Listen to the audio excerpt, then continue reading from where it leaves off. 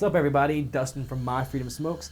Here I'm going to talk about the newest thing by Pioneer for you, the Ipv D3. This thing, not a lot of difference between this and the Ipv D2 except for the 5 wattage difference and this upgraded battery cover. You might remember from the Ipv D2 it had this weird friction fit, bendy kind of battery cover that didn't have any magnets. It kind of just held on there by friction, and to get it to, hold on better, you had to kind of bend it a little bit, which could lead to some weird warping issues with the, the battery cover and all that, and where it wouldn't fit perfectly or flush or anything, and you could never get that perfect curve put back into it. They've completely fixed that with this new battery sled, or this battery cover for the battery sled. But this new battery cover is just a regular clip. It goes on there. It's kind of, it's curved, fits on there real easy. Battery comes in and out really easily, so you're not gonna have to worry about it, fraying your battery cover or whatever. Magnet on there works pretty well, no shaking, rattling, or anything by it. Not gonna sling this thing as hard as I can because obviously the door would come off, but so bulky. But just kidding.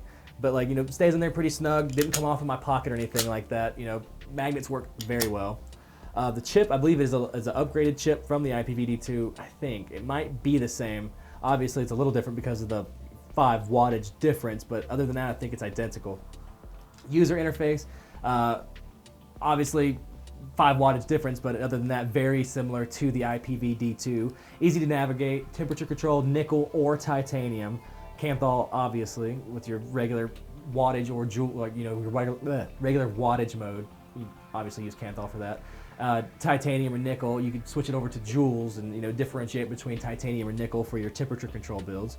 Other than that, pretty accurate, fires really low. I'm not sure what the lowest threshold is, but it fires at least a 0.12. I think maybe 0.1 ohm would probably be the lowest it would fire. I don't think it's gonna go way too low, but obviously that's there for temperature control. But right now, I was earlier using an RDA with a 0.12 dual coil Clapton build that it was just chucking with this thing, and pretty big fan of it so far.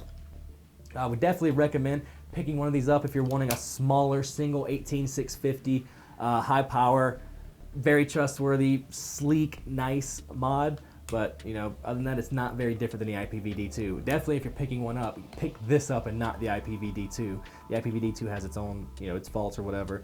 But all the positives from the Ipv D2 have definitely carried over into this newer product. So if you're looking for a new mod, I hope you definitely check this thing out.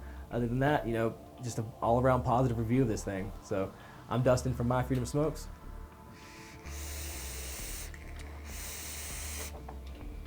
Thank you for vaping.